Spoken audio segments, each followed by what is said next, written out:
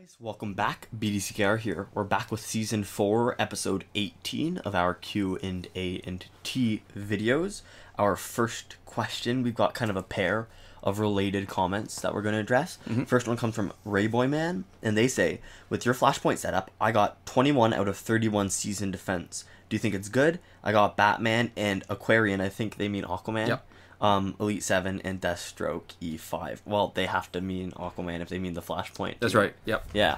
And Summer Bummer says, I had a match with your team in Epic Battle, 5th match, and your team lost like nothing. Definitely not as good as even 50 level 3rd Elite Gold. So I just want to make a comment. It's funny how autocorrect does stuff. And I don't know if it's a reflection of autocorrect or the kind of stuff that you'd normally type. I think part of it, too, is it's not just what you normally type, it's also what other people normally type, because Google has default, and then as you type more, it gets more It's a learning specific. algorithm. Yeah. Right. So I know that I still get stuff where I get recommendations that I'm like confident that I've never said. Right. Yeah. So to answer the question, actually, the starting point has to be, what does the word good mean, right? We need a definition. Is that the best win percentage? Is it just the most wins?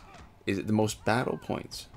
And there's actually some overlap, but maybe not nearly as much as people think. Yeah. So here's the thing. Most teams are not very good on defense, especially if you aren't leaving a high-level maxed-out team. And I guess I should say, too, my idea of a good team is the most battle points. Yeah. So we're talking... Me too, because that's the kind of important metric at the end of the day. Right. And in order to get most battle points, you need to draw, you need to win, and it needs to be meaningful wins. Yeah. So not wins against a bronze team, which is double a bronze battle points. Which is not that much. Yeah, but it should be a gold team where the defensive win is worth, 10,000. Yeah. So here's the thing. Most teams aren't good on defense. Most teams won't draw too many fights, especially if you aren't leaving a high-level maxed-out team. So if you're intermediate, it often doesn't draw as much as like right at the top, because the way matchmaking works is that depending on how many people are playing, but a lot of people are playing high stat guys. So the higher stat guys are going to draw more fights. Yeah, they're going to be more consistently used in the later fights. Right. And there's probably only a handful of teams that will get more than 20 wins a season. For example, the Flashpoint team. So the answer to the question, to me, that Flashpoint team is actually really good. 20 wins, 20 defensive wins. 21 is actually really good. And I think... and that's two-thirds of the time, which is also very good. Sometimes we've seen even better win percentages. Yeah. And what we're talking about there is you're looking at most often you're looking at 10,000. Sometimes it's like 7,000 something, but still pretty good. So here's the thing: for most people playing, the large proportion of their battle points are going to come from offensive wins. Yeah, defensive wins aren't going to get you enough. They're supplementary. They're not like in and of themselves enough, I don't think. Right, so because those defensive wins, those 20 defensive wins are worth the equivalent of 40 offensive wins. So unless you're playing less than 40 fights, or winning 40 fights a week, that's what, like 6 fights a day? That's less than an ultimate? Yeah. And that's, all right, so less than an ultimate, not including the bonus. Right. So what we're talking about, if we were talking 6, and it's probably maybe even less than even the 5-point, or the 5-fight ladder. Yeah, because you get, how many? 23,000, 24,000 bonus points? How many do you get? Yeah. It's 20-something thousand. I don't know the exact number. So that's an extra 4 fights right there if you complete an ultimate. Right. So yeah, this silver team is as good as gold for the amount of points it's going to generate and how fast the team finishes fights. Yeah, 5.5 defensive wins per ultimate ladder, approximately. Right. Maybe 6. Right. And here's the thing. I think sometimes people get carried away with the idea of arguing for the sake of arguing. And we made a comparison saying that the silver is as good as gold for the battle points it generates. Yeah. We're not saying they're exactly the same because, you can always find differences, right? That's why they're as good and not exactly the same. But for the purpose of ranking up high enough to get battle points and online rewards, it does just as well as a lot of other low promotion gold teams. And here's the kicker. They are way cheaper to fully promote. Yeah. And so at the end of the day, I think the best defensive teams are the guys that you struggle to beat when you're playing defense.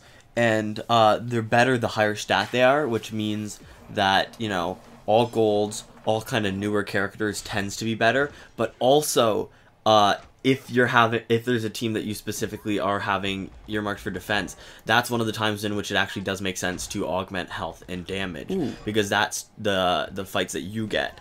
Though you have to be willing to have them have that health and damage augmented, and you also have to have the understanding that maybe it's not going to last forever. Because they're maybe not going to be the top stat guys forever. All right, one other thing that occurs to me, before we take a stroll down memory lane, one thing that you can't account for, and you have to just guess at what's happening here, is that there are going to be a lot of people who rage quit. So if you get matched up, if your defensive team gets matched up against somebody who feels like it's unfair, or even if they don't, maybe if they lose too easily and they get frustrated with your team, they're going to quit before it ends. You're going to get nothing for your defensive team in that fight. It won't register on your record. Yeah. So you don't want to totally outclass somebody else to the point where they think, screw you, I'm not going to let you have any defensive points out of this. Yeah. All right, so speaking to your early point about just when there was a small pool of high-level, sort of high-stat teams. Yeah. Do you remember when earlier on in multiplayer, Godfall Superman and Darkseid, not the good one, but the Apocalypse Darkseid. Yeah, not Apocalypse Darkseid. Just sorry, the regular Darkseid. yeah. The one that boosted bronzes. Right, so his passive was useless. They were sort of the two crucial guys that you needed to have on a team to draw more fights. And you would get, I remember a season where I drew more than 1,000 fights. Wow. And I got more than 100 defensive wins. Yeah. Mainly because of the win percentage was awful, because these guys are hard to make challenging in online play. Oh, yeah, for sure. And so the percentage was crappy. But just law of large numbers. Sure. And so, when people... I mean, we've got a lot more separation now with augmentations. Yeah. Where there's probably a bigger range from low to the highest level. Mm-hmm. So there's more people maybe in the mid-range than there were before. So at that time, everybody was maxing out all their characters because there wasn't really any disadvantage to it. So the really high-stat teams would be the ones that would draw a lot of fights, and you could almost not play the season and still rank in the top 1%.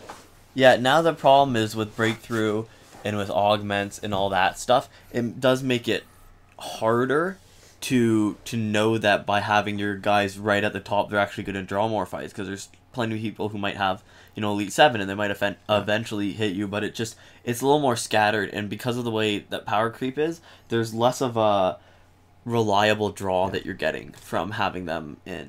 And you say it's a problem. I actually think that's a feature now, simply because one of the criticisms I had for Injustice 2 was their whole mission thing, where you can do well without playing. And I think in some ways it rewarded the defensive wins, it valued them too highly. That's true. I guess what I meant more than a problem for actual gameplay or a problem overall is a problem if you're trying to formulate a defensive team. Yeah. I agree too. I like variety of characters. So the fact that it's more scattered and there isn't a kind of one team that you make to draw a lot of fights also means that you're less likely to have one team that you find when you're doing fights. Right. And if people haven't noticed, this is every once in a while I think it's the device, or maybe my fingers are just flying around on the screen too much. Who knows? But you can see that we're doing our silver team right now instead of our flashpoint. I think what I actually like about trying so many different teams is we've got all this footage that we can use for our Q&A that doesn't have to be the same. Mm-hmm. So there we go. Yeah. Our next question comes from Phoenix Lord 66. And they say, so apparently someone had tested out Regime Nightwing with Killer Croc Companion and Gingold Soda, and the result is Nightwing taking no basic damage. Is it true? And if it is, will it work in Beat Survivor? Also, forgot to ask you due to me being quite busy, but can Blackest Night Martian Manhunter heal with his super move during his life drain phase? So first off, I think that's kind of cool and kind of funny that you're like updating us. I've been busy, haven't had time to ask. That's okay. We're here. Yeah. We're not going anywhere. Well, we're actually going to be busy at some point too. I think we're going to be taking a hiatus. The dates we're going to update you when it gets closer, but I think we're going to be taking a small hiatus for a couple weeks in August. Yeah. So, but listen, I appreciate it. I like to feel that the commenting does seem like a bit of a community. You're interacting with us. You're not just commenting kind of at us. Yeah. Right? There's a kind of sharing of information. I think that's cool, and I think it's a little funny too. Yeah. Yeah. So that's that. I guess you asked about the no basic damage. And I already answered that in the comments, I think. Yes, it's true. And the other thing related to that is we actually have a video showcasing that'll be up soon. It's finished at this point. We just wanted to space out our uploads a little bit, so that's going up. And it's a little bit different, so yeah, we actually put that up just because it's because here's the thing, it's such a simple question, right? Does it do no damage? Answer's yes. But it's cool to see it. Yes. That's going to be up right now. We actually have it unlisted as a Patreon exclusive just because. But for a day. Yeah, for a couple days, just because we wanted to space out our content, but we figure, I don't know, we have it. Yes. So yeah, the answer, yes, 0 basic damage, and yes, it's real cool to look at. Now here's the thing. Will it work for beating Survivor? And I guess we have to work with definitions again, right? Yeah. So to me, beating Survivor means completing the 16th fight.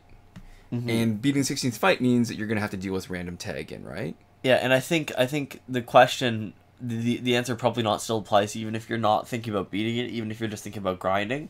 Because if you're thinking about places where you can grind, right, before the 16th fight, you can win fights, but you're not going to win them fast. Right. So I think it's not probably the most effective. I think it's possible to beat Survivor. The problem is it's not maybe ideal. It's not reliable.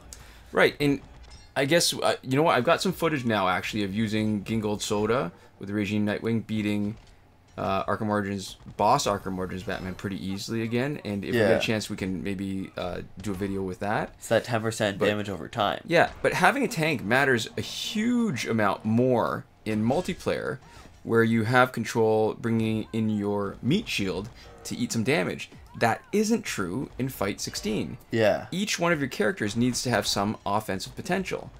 And if you're going to use, say, Nightwing, you need 2 gear slots to give him, to make him invulnerable to basic damage. Yeah. Your 3rd gear slot needs to help you do damage, and it should scale up if we're talking late round Survivor.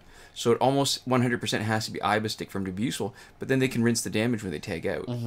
And it's going to take 10 special ones for each of them. Yeah. And you've got to avoid getting knocked out, right, by special damage, because, no basic damage still means you're going to take special damage. Yeah, so you have to manage your draining and stuff. Right. And block special damage is still huge. And you're not going to be able to manage some of your power drain on all the guys tagging in every time. Yeah. So I think it's possible. It's going to be really hard, and it is, like you said, going to take a long time. Mm-hmm. So to me, it's the most helpful in single-player offline story mode, where power generation favors those getting hit. Oh, yeah. Right?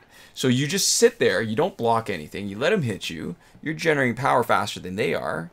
So, use Nightwing, you don't block. Generate power for specials. Special one them. Keep them drained. Yeah. Get your special one, whack them up until they're almost out of special, and then drain them if you want, or special 2. Right, and you're just generating way more power than they are. Yeah. For all the damage. I mean, here's the thing. I've tried it. It's kind of funny. It somehow just feels a little bit wrong to stand there and eat damage. Oh, yeah, to blocking. not, participate in the fight at all? You're not attacking. Because if I start attacking, you know what happens, right? They generate more power than I do. Yeah. And so you have to attack them less than they attack you. Right. Which is, especially if you're used to multiplayer, not how you like playing it. Right, and then that's a kind of way of playing that might create some bad habits, right? Like, that's true. A lot of how I play is I have to think ahead before the fight and sort of imagine in my mind what I should do in certain situations. Otherwise, and the fight mostly happens by itself. Oh, I love that. Just watching myself take a set of hits and then looking up at the health bar and just having no change. Yeah. Oh, so the second part of the question too is I don't have any idea if Blackest Night Martian Manhunter will heal with his super move, but there's some things that we just haven't tested because they don't seem like they'd be useful to us. Because here's the thing, in multiplayer, supers can have their damage reduced, right? Yeah. So getting an unblocked special 2 and then a special 1, right, with your 3 bars of power, that's what you can get instead of a super. You're going to get more damage out of it than a super will. Yeah. So in my mind, a little bit of I guess if I had all the time in the world to play and not much else, I can dream. but that I focus, I think, more on the stuff that has like a practical application where it makes a difference in how I play the game. So I haven't tested it, and I guess I probably won't, just because I hate losing, which is what I'll probably do if I have to set up a specific situation. Yeah. And if it's not something that I could end up using, I don't mind losing if I can learn something useful. I think that it will apply. The problem now is that a lot of special 3s are a bit obsolete. Yeah, especially being blocked. Yeah, for sure. Yeah. Nobody wants to do basically half damage. Right. So there we go. Our next question comes from Pineapples Are Pretty Cool, but upside down. Yes. And they ask, if you use Arkham/Arkham Knight Harley with the Tantu totem, you can use the infinite special 2s to get Killer Croc to max armor. So this was a comment on a different video, but probably referencing our Arkham video, and I'll link that, where we used Arkham Knight Batgirl, Arkham Knight Catwoman, and Arkham Killer Croc. So there was another commenter, and I wish I'd copied and cut and pasted it into these notes so I could see who it was. But somebody had actually been playing with Arkham Killer Croc for a long time and had some really interesting observations. And if I can find it, I'm going to put the name in the description, even though I can't say it now. Yeah, or the full comment even, maybe. Sure, but he goes here. They go into a lot of comments about how the armor is really interesting, useful, because it doesn't when you do splash damage. Yeah. In certain situations, it won't splash. If it hits your shield, it doesn't transfer to your teammates. Oh, so that might have been the 0 splash damage that we saw. Yes. Yeah. And it just acts as not health, right? So that health drain doesn't work the same way if it's doing damage to your shield, which makes sense in terms of the description and how it should behave. But it's cool that somebody was able to confirm it, have the research done. Right, because they play. Here's the thing, right? When you play with something a lot, you end up noticing nuances. Yeah, the little kind of, even like glitches or things that shouldn't work, like what we learned about Tantu Totem as far as revives. Yeah. You know what, it's in my mind, I mean, this is a weird connection to make, but it's like beer. People who drink a lot of beer can taste the difference between them, and a microbrewery makes a like difference. Any sommeliers. Yes. And I don't drink beer. It all tastes the same to me, unless it's like really, really bad. But people who... Or really good, I would hope. I don't know. I don't even know that I can tell the difference because I don't like it. So it all tastes kind of the same to me. But like that, like when you just do something a lot, you end up... It's almost like, in a bigger picture, too, like in Justice at least, I appreciate the stuff that's happening more now because we've just put in so much time playing. You can move beyond a surface level understanding. Right. Now, the only problem is that if we're talking about this as a strategy, right, where we have Arkham Harley Quinn, it wouldn't be a strategy that I would want to use, and it's maybe a few different reasons, right? Mm-hmm. It still takes time. Even though you get your power back, it still takes time to do the special 2 over and over, and you wouldn't be doing any damage to get her power back each time. So what's happening is you're extending the fights by taking time to build up his armor. Yeah, and it definitely works as a good defensive maneuver if you want to heal at the same time for a team heal. Yeah. But, a big time commitment. Yeah, and now, here's the thing. I mean, if we're facing somebody with Astral Harness, where we're attacking, not doing damage, doing specials over and over, that happens, right? But if it's not the Astral Harness, anybody else, not only are we getting the damage with Catwoman's Special 1, we're also getting her damage over time. And since it doesn't rinse, Catwoman is much more effective as our specialist against, say, the Astral Harness instead of Harley Quinn. Yeah. And I want to qualify everything because it really comes down to how you like to play, right? I don't think there's any absolutely right answers, but for the style of play that I like to do where I just try to motor through them as fast as possible, that's not the way... I wouldn't enjoy that. Yeah. Especially since you're building up armor that you might not even need for the fight. Because if Killer Croc doesn't get knocked out, then, nothing's happening. You're just spending time investing in something that you end up not needing at all. Yeah, that's true. So, it's interesting. You could definitely use it. There's no reason you can't use that, and no reason it's not a valid strategy to make it easier for you to win. It just takes a while, and it's just not kind of our style. Okay. All right, so yeah, I find in general, Red Sun Green Lantern is the hardest guy to face, simply because our strategy involves crits. And I think most people's strategies involve critical crits. Hits, yeah. And that slows down everybody. But with the Tantu Totem, you can sort of increase your damage output a little bit more, so it's not nearly as bad. What have we got left? I think we've got maybe a few fights. I think that was fight 4, maybe? Okay, so then if we've got a bit of time, what I would like to do is maybe make a recommendation of a book. Yeah, that was 4. There we go. All right, so right now I'm in the middle of a book. I don't want to say what it is because I'm still in the middle of it, and I'm enjoying a lot of it, but I'm finding it very dense, and I have to do a lot of thinking. Yeah, there are definitely some books like that, and some really good books like that too. Yes. Tim Powers comes to mind. Oh, that's true. But see, I don't even find them that dense because there's just so much going on and so much action, and it reads, if you can visualize a lot of it, reads like a movie. Tim Powers is amazing. Yeah, but to a varying extent, there are definitely parts of his books that are kind of challenging, or that can be, where you don't know what's going on. You kind of have to just trust him and run with it. Yeah. I guess dense might not be the right word. So, which reminds me, which is what brings me to this recommendation. So, it made me take these books off the shelf. It's actually a book I might have recommended before. It's called Sleeping in Flame by Jonathan Carroll. Yeah. And for a lot of you reasons, had me read this. It's I good. Did. It's to me, it's like a gateway kind of fantasy book, right? For people who don't necessarily read fantasy, and it's sort of magic realism, and it's almost a spoiler that it's fantasy because it's a while in before the fantasy even starts. There's a lot of it that's just like that just could be realistic fiction. Yeah. So what's interesting to me is that I've got 2 editions of it. I've got the edition from when it first came out as a paperback, I guess 1989 or 1990, and a newer one I think in the 2000s. And it's funny to me how the marketing has changed so much between then and now as far as how they want to sell the book. And if the audience will bear with me for a bit, I'd like to read the back copy and maybe entice somebody A dramatic to reading. read this. A dramatic reading of ad copy. Okay, so this is Sleeping in Flame by Jonathan Carroll. Take 1. All right, this is 1989, the original edition. Ricocheting between the haunted chic of Vienna and the mythical crassness of Los Angeles, between the world of desire and the landscape of dreams, Sleeping in Flame is a hypnotic literary novel with irresistible elements of fantasy and magic. It is the story of Walker Easterling, who saves a woman's life only to place her in infinitely greater danger by falling in love with her. It's the story of Maris York, an androgynous beauty who arouses incinerating passions in the men around her. It is a novel populated by a shaman with a fondness for sandwiches, an autistic Adonis, and a tiny man as powerful and ravenously jealous as the God of the Old Testament. Praised by writers ranging from Stanislaw Lem to Stephen King, Jonathan Carroll has made Sleeping in Flame a dizzying tour de force of tenderness and terror, realistic suspense, and mythic imagination.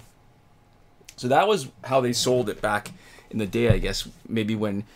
Because that was, I think, his 3rd novel, so he wasn't nearly as established as he is now. And now, I guess 20, 30 years later, here's the back copy. So... Walker Easterling is a retired actor turned successful screenwriter living in the Vienna of strong coffee, fascinating friends, and mysterious cafes.